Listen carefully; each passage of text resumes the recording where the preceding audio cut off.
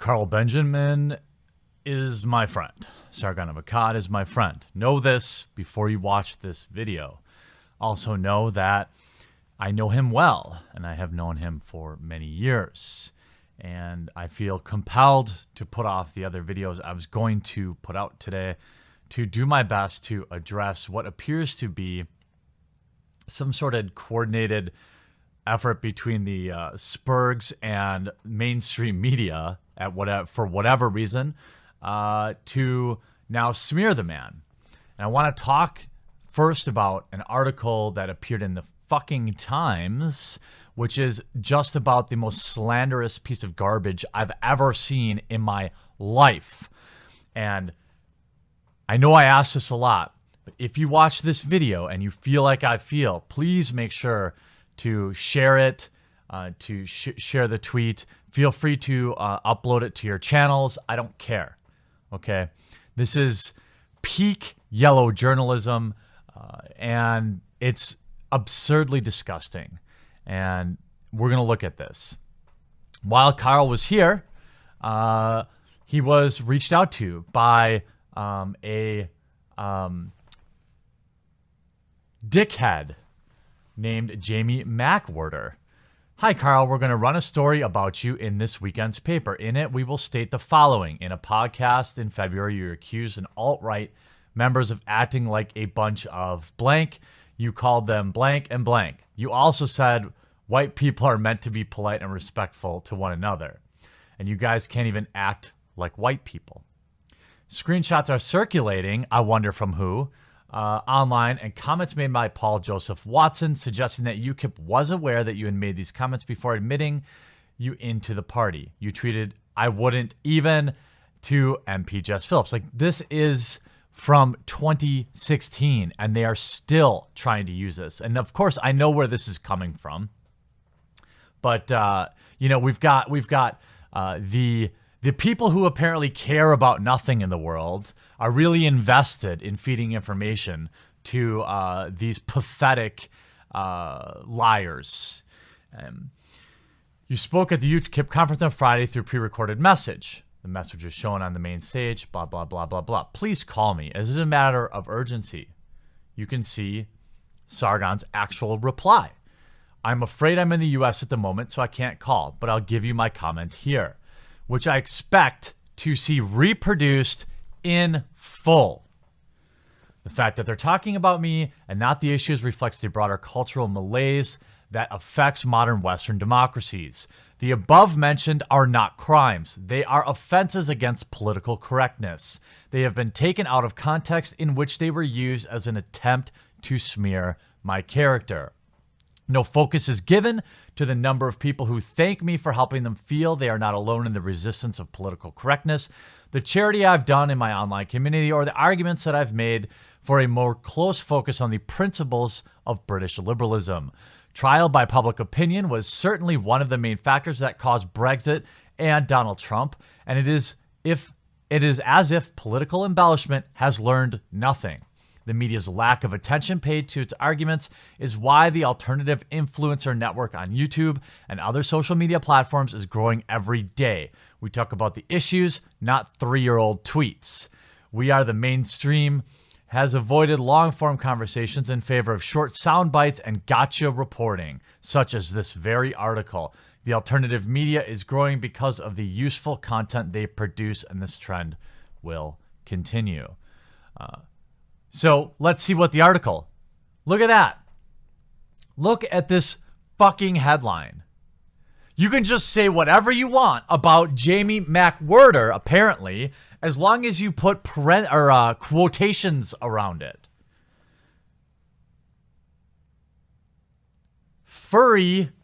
I think Jamie's a furry. Furry Jamie McWhorter also is linked to a wide variety of other offenses that, well, I just can't give you any evidence of. But it's just in quotations.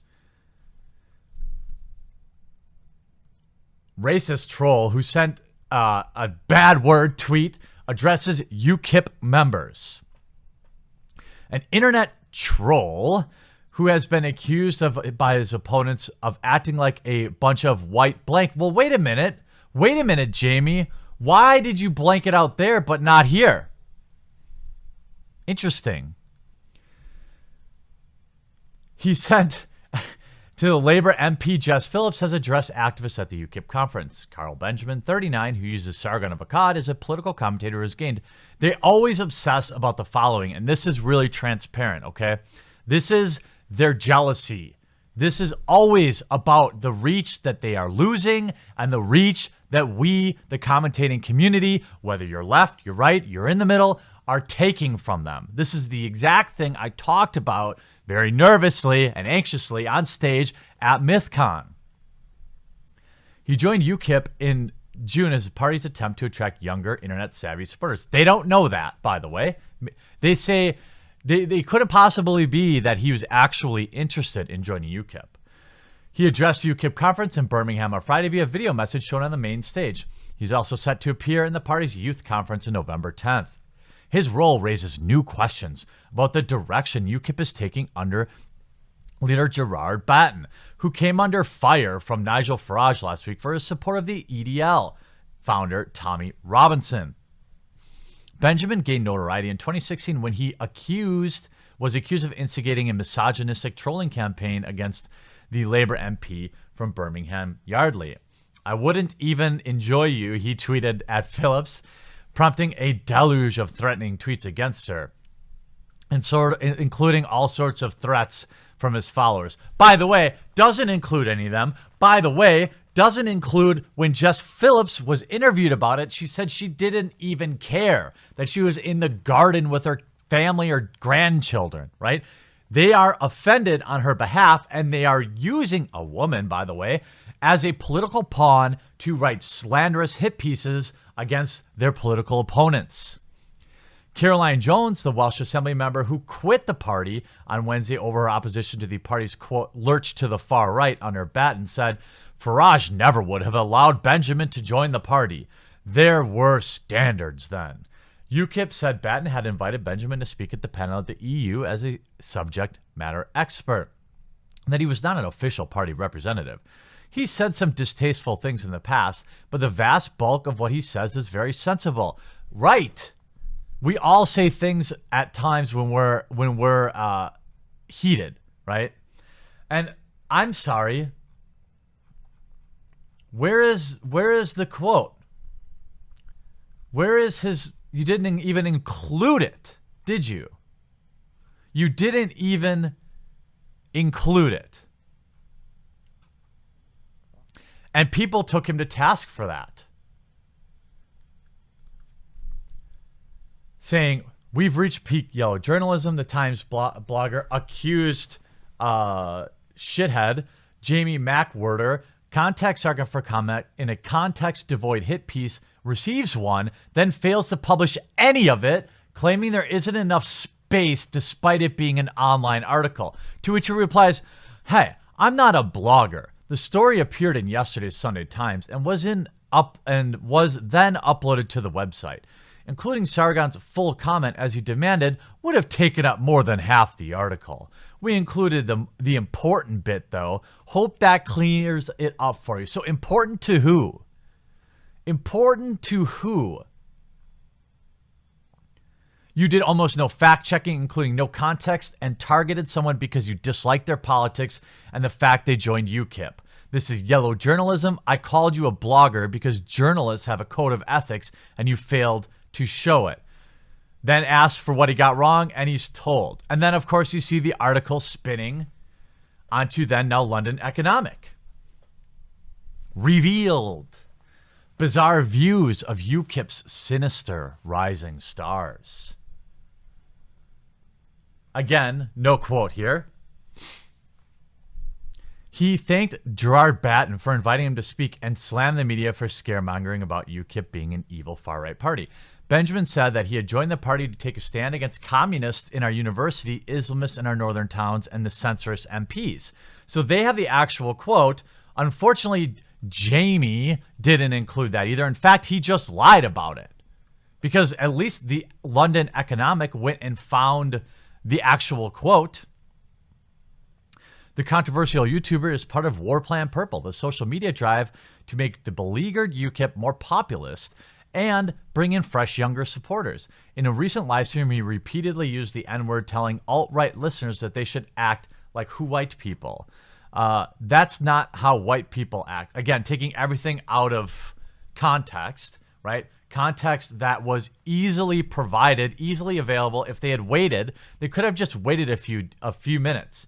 You can see, you open with his white comment, but failed to point out his opponents were alt-right ethno-nationalists who were directly comparing to the very thing they hate using their own rhetoric. It's akin to you complaining about someone calling Hitler a Jewish slur. How hard is that to understand? I mean, I understand. Benjamin has made a name for himself on YouTube where he airs misogynistic views, such as defending Elliot Rodger as a poor effing guy who had no option. Right, you take that, describing Harvey Weinstein's victims as gold-digging whores. You're not quote mining at all.